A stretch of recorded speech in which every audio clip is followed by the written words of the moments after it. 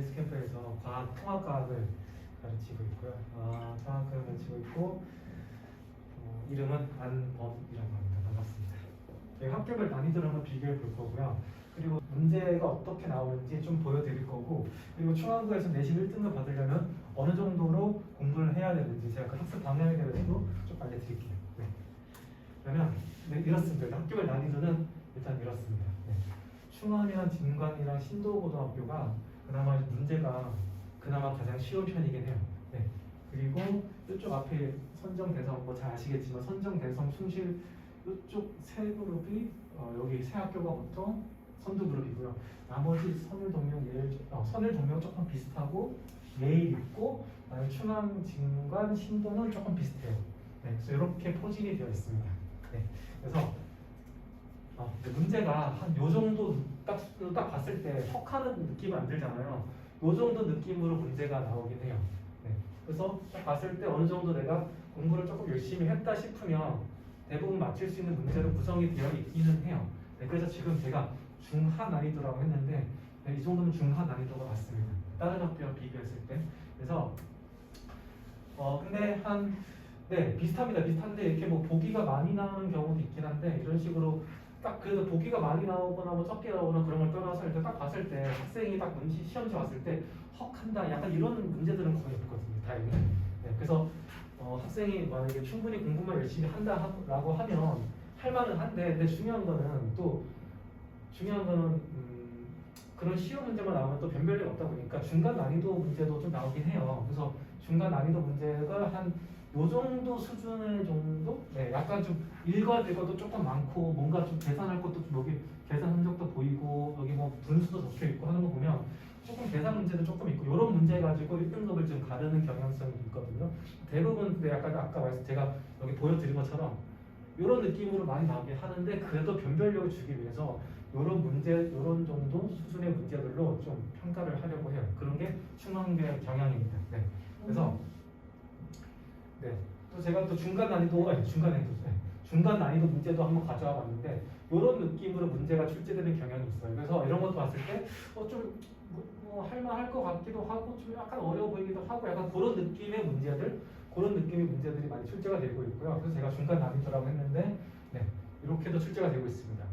그리고 네, 그래서 경향성 난이도 보면 일단 심화 개념보다는 기본 개념에 충실한 문제들이 되게 많이 나와요. 아까 제가 보여드린 문제들이 대부분 다 기본 개념에서 나오는 문제들이거든요. 그래서 본인이 중학교 때까지 공부를 해오면서 좀 자기 주도적으로 학습을 많이 해왔다 싶으면 사실 중간고 문제는 본인이 어느 정도 커버가 가능하다고 저는 생각을 해요. 근데 주도적으로 잘 못했다 그러면 이제 다른 사람이 뭐 학원이든지 뭐 가야든지 민강이든지 이런 도움을 받는 것도 괜찮은데, 자기 주도적으로 학습하는 습관이 잘 길러져 있으면 자기 혼자 해도 저는 크게 지장은 없다고 생각이 들어요. 네, 저는 그렇게 생각을 하고 있어요. 그래서 아까 보여드렸다시피 신도, 진관, 충안 같은 경우는 문제가 그렇게 어렵지 않기 때문에 다른 고등학교 올라갔을 때 과학 때문에 과학 양 너무 많은데 어떡하지? 이런 느낌은 잘 없을 거예요. 근데 다른 학교들은 문제가 좀 어려운 학교들은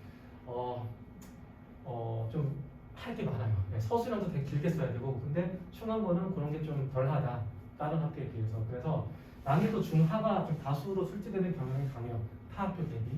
그리고 아까 말씀드렸듯이 제가 중간 난이도 문제 있잖아요.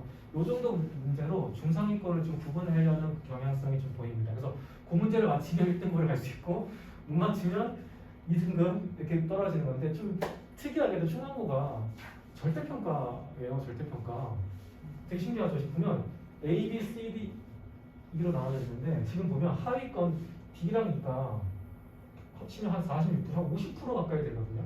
그래서 1학년 때 좀 공부를 손을 놓는 친구들이 조금 많은 것 같아요. 그래서 1등급, A등급 같은 경우가 지금 20% 가까이 되는데, 그래서 본인이 조금 노력만 하면 저는 A등급 정도는 충분히 충분히 가져갈 수 있을 것 같다라고 저는 생각하거든요. 네, 그래서 조금 특이합니다. 네, 그래서 하위권이 50%로 좀 많다라는 거. 네, 그게 좀 충원과 그 특징이라고 볼 수가 있습니다. 그래서 결국 1등급 가려면 저희는 결국에 여기 온 이유가 1등급 받으려고 오신 거잖아요. 네, 그럼 결국에는 중간 난이도 같은 약간 이런 문제들 같은 것만 이 정도 약간 좀 혹하는 문제가 한두 개 섞여 있을 수 있지만 이 정도만 잘 해결할 수 있으면 그래서 1등급은 무난히 받을 수 있는 게 충원고의 특징이라고 얘기를 할 수가 있어요. 네.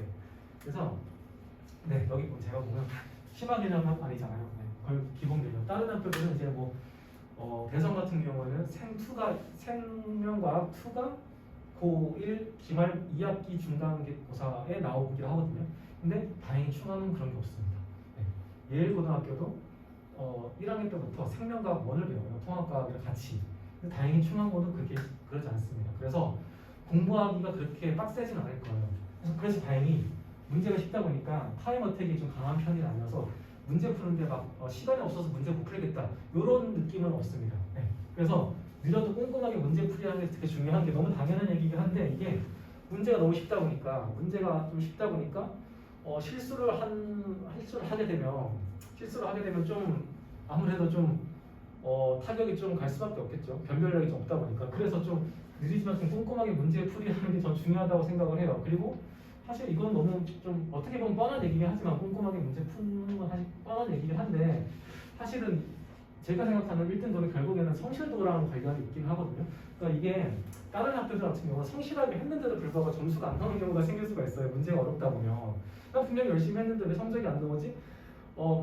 일단 주변 애들이 잘하는 것도 있고 그리고 내가 문제가 어렵다 보니까 내가 조금 못 푸는 것도 있고 또 주변에 애들이 잘하니까 그래서 성적이 안 나온다 이런 경우가 있는데 충원고 같은 경우는 아까 절대평가이기도 하고 그리기도 하고 그리고 문제가 그렇게 어렵지 않다 보니까 본인만 열심히 하면 얼마든지 충분히 좋은 성적을 얻을 수 있는 학교거든요.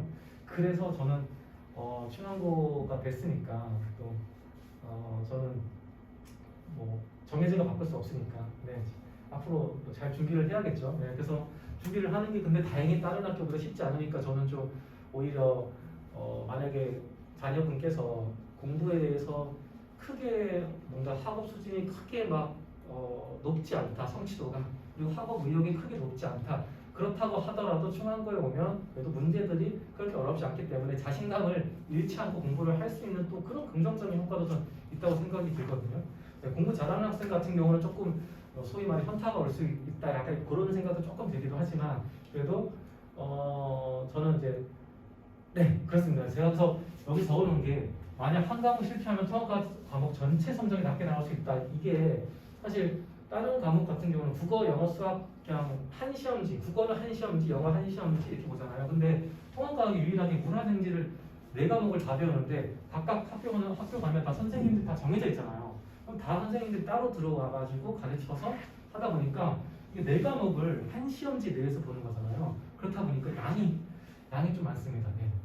통합과학 내용 자체는 제가 쉽지 않다라는 게 내용이 깊어서 쉽지 않다라는 게 아니라 옆으로 양이 많아서 쉽지 않다라고 얘기하는 거거든요. 양이 많아서 조금 처음에 한 1학기 뭐 중간고사 전까지는 중학교 때 배운 거는 이건 내가 못하겠어 라는 생각이 들 수도 있는데 조금 이제 1학기 기말고사, 2학기 중간고사 가면 이거 할 게 생각보다 많네라는 느낌이 드는 과목이 통합과학이에요. 그래서 이게 당연할 수밖에 없어요. 물화생 이렇게 4과목이 다 있다 보니까 그건 어쩔 수 없는 건데 그래서 본인이 만약 물화생지 중에서 한 과목을 좀 못한다 그러면 그 한 과목 때문에 통합과학 성적이 전체가 낮게 나올 수 있어서 그게 조금 제가 걱정되는 바예요. 네. 문제가 조금 쉽다고 해도 아무리 쉽다고 해도 자기가 이 4개 중에 하나를 너무 싫어하고 잘 못하면 시험 그 과목에서 어떤 그 문제를 특정 문제를 못 풀어서 또 등급이 또 갈릴 수가 있는 거잖아요. 그러다 보니까 한 과목이 실패하면 통합과 전체가 낮아질 수 있다는 거에 대해서 저는 좀 약간 걱정을 하는 편이에요. 그래서 약점인 과목과 강점인 과목을 나누어서 전략적으로 공부를 해야 되는 건 당연한 얘기인데 저는 그래서 수업할 때 저희가 이제 학원이 여기만 하더라도 책상이 한 10개 정도 되잖아요. 저희가 여기서 수업해도 학생들이 한 10명? 많아도 10명? 50명, 60명 하는 게 아니잖아요. 그러다 보니까 한 명 한 명 제가 그 학생이 지금 얼마큼 공부하고 있는지 상태를 잘 파악을 할 수가 있거든요. 이 친구가 지금 얼마큼 뭘 모르고 있고 뭘 잘하고 있고 그리고 공부 이렇게 하면 안 되는데 방향성을 너무 잘못 잡고 있는데 어떻게 다시 해야 될지 이런 것들을 제가 잘 잡아줄 수가 있거든요. 그래서 학생 한 명 한 명 제가 학업 수준하고 공부 성향을 파악해서 계속 휘두르게 교양하는데 제가 사실 되게 중요하게 생각하는 게 뭐냐면 공부 성향을 파악하는 게 되게 중요하거든요. 예를 들어서 제가 이제 가장 경계하고 되게 좀 고치기 어려운 그런 부류가 어떤 부류의 친구들이라면 저희는 이제 시험을 잘 보는 게 목적인데 시험을 잘 보는 거는 잘 보려면 그 시험에 맞게끔 준비를 해야 되는데 과도하게 딥하게 들어가서 학자가 되려고 하는 친구들이 가끔씩 있어요. 근데 그건 이제 본인의 성격 때문에 그런 건데 그런 친구들이 사실 고치기 굉장히 어렵거든요. 그래서 만약에 그런 친구들이 있다 그러면 저는 빨리 캐치를 해서 거기서 빨리 내야겠죠. 끄집어내서 이런 식으로 제가 학생 한 명 한 명 터치를 좀 많이 하는 편이에요. 그래서 이 친구가 뭐 화학이 약하다. 화학에서도 뭐 예를 들어서 뭐 계산하는 파트 거기가 약하다. 그럼 그쪽 관련돼서 문제를 제가 또 일일이 내어주고 또 확인하고 이게 학생 수가 많지 않기 때문에 이렇게 가능한 거기 때문에 혹시라도 뭐 자기가 약한 파트가 있다. 뭐 수강 여부랑 관련 없이 혹시라도 뭐 약한 파트가 있어서 반갑습니다. 혹시라도 오늘 제가 뭐 설명하는 거 듣고 반갑습니다. 과학에 대해서 개인적으로 좀 학업 방법, 학습 상담 뭐 그런 거 언제든지 환영하니까 제가 이름이 안범이라고 했잖아요. 그래서 저 학원에 전화해서 저를 찾아서 저랑 또 얘기를 또 하면 되니까 사실 제가 쉽지 않다라고 했지만 한편으로는 또 어떻게 보면 제가 딥하지 않다 했잖아요. 양이 좀 많다고 했잖아요. 그러니까 어떻게 보면 딥한 게 사실은 어떻게 보면 이 딥한 거를 공부하기가 시간은 사실 더 오래 걸리거든요. 왜냐면 이 딥한 거는 응용력이 필요하다 보니까 시간이 많이 걸리는데 이 옆으로 양이 많아지는 거는 그래도 시간만 투자하면 어느 정도 할 수 있거든요. 그래서 제가 쉽지 않다고 했지만 어떻게 보면 자기가 아까 성실도에 제가 비례한댔잖아요. 그래서 좀 자기가 시간만 투자하면 충분히 A등급 이상은 저는 받을 수 있다라고 생각하는 학교가 충분한 거예요. 네. 그래서 제가 3년간의 터치를 하면서 수업을 하고 있고 그렇습니다. 제가 여기까지.